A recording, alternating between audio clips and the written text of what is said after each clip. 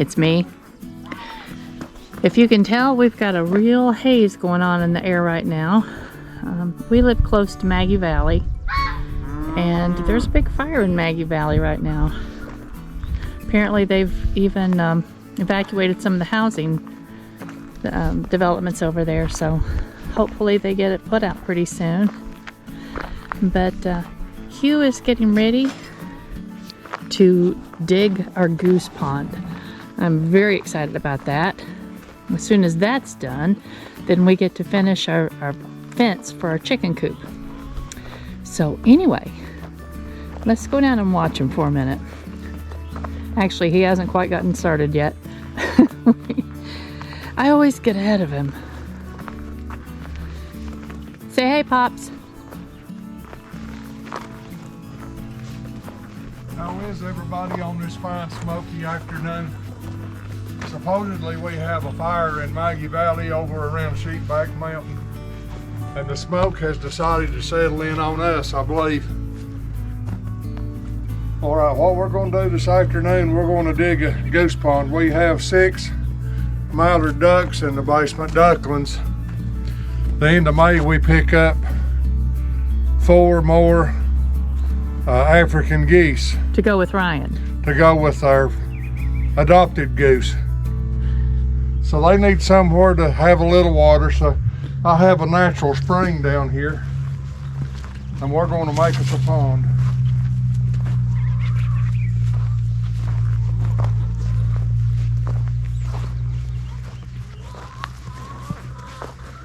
Hey girls, let's go over and see the furry ones while he's getting it started.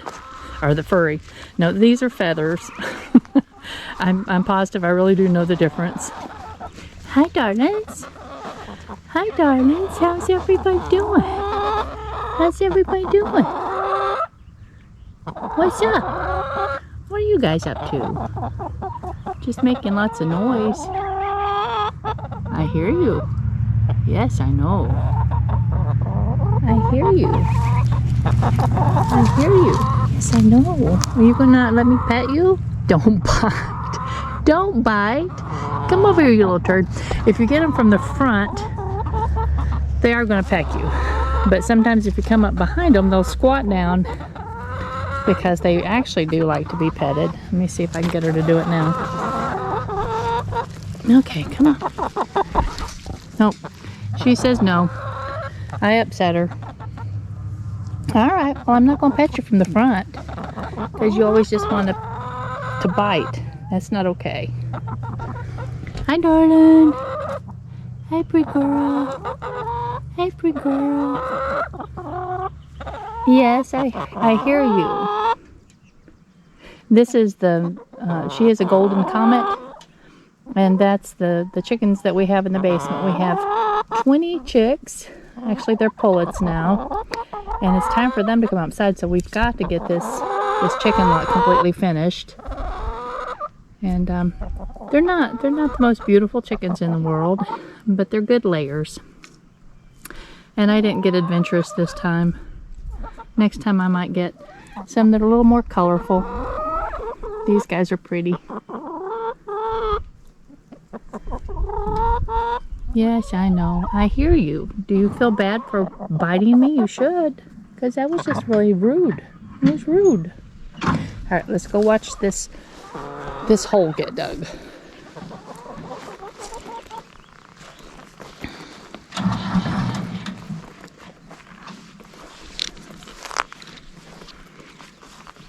Boy, it is really smoky out here. That's for certain. Look down that way. Can you see the smoke?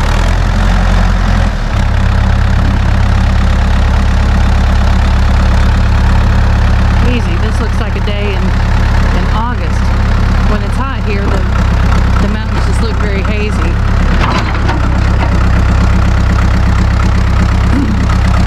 I don't think I'm going to get really close to Hugh because he'll probably swing that bucket and splatter mud all over me.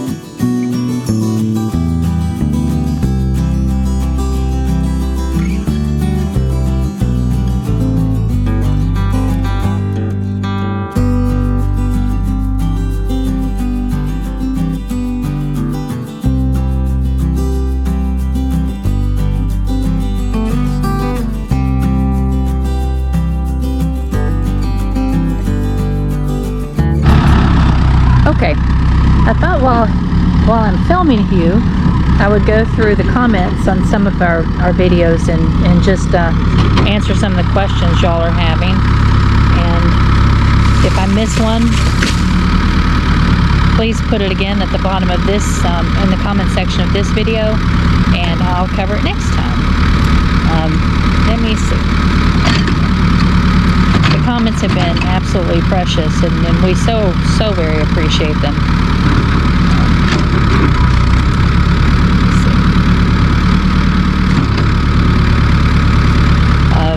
Scott, you talking about living in Scotland.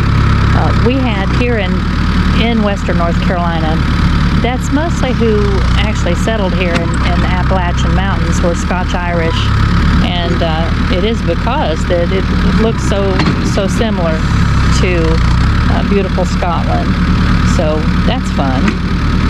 A lot of the dialect here, I don't know if you can tell from Hugh's speech patterns or not, but a lot of the words are actually from your part of the world.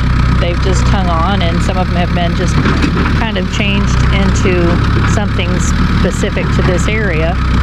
But a lot of it came directly from Scotland and Ireland and Wales.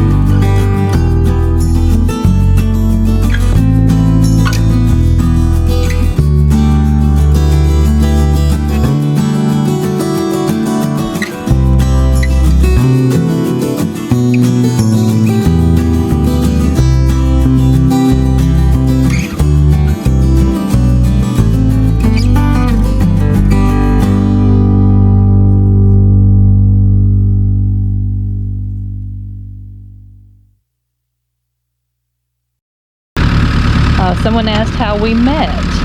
That's actually kind of an interesting story. I grew up in Wayne, Michigan.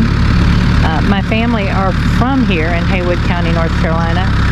And if any of y'all have heard of Cataloochee, my granddaddy was the last Hannah born in Cataloochee. But when I was 4 years old, my daddy was one of the, I don't know, one of the group, he was with the that migrated to Michigan to work in the auto factories. North Carolina, if you're familiar with this area, the wages are very depressed, and especially back in the 50s and 60s, the wages were very depressed, and so it's super hard to raise a family on the income at that time. So we moved to Michigan about 1965 when I was 4 years old. My mother and daddy lived there until Daddy retired, and actually Mother lived there for a number of years after my daddy passed, and then she spent the last 14 years of her life living with me and Hugh. But anyway, when I was 19, my daddy, they had, I can't remember what it was called, but it was at Ford. He worked at Ford Motor Company in Wayne, Michigan, and every summer they had 2 weeks that was where the plant closed. It was a changeover where they had changeover every summer, and at the same time I was working at a little company making voltage regulators for army tanks, and my boss was just cheap, and so he didn't give us vacations. He just laid the entire plant off for 2 weeks every summer. And so it happened that my 2 weeks off and my daddy's 2 weeks off were at the same time. My best friend, who had been my best friend from the time we were 7 years old, she was getting married that summer, and we had those 2 weeks. We worked at the same place, and so we had those 2 weeks planned. Boy, we were going to play tennis and go to the beach and just hang out, just do all the sorts of things that we enjoyed doing. But Daddy made me feel guilty. He said, no, you need to go with me and your mama to North Carolina. This may be the last vacation you ever get to take with us. And it actually was, but that was his fault, because when we came down on vacation, I called my cousin the minute we got here, and I said, Joan, come rescue me. So she said, I'll be there this evening. We're getting ready to go to the Picking on the Green. And I said, well, that sounds good to me. So she came, picked me up, and Hugh was one of the people in the group that was going to the Picking on the Green. His daddy was a world-class banjo player, actually. You can look him up online. His name is Carol Best. And so anyway, we met on the 6th, let me see, the 5th day of July, and we were married the 11th of October. So it was kind of fast, but almost 42 years later, I guess it was the right thing to do.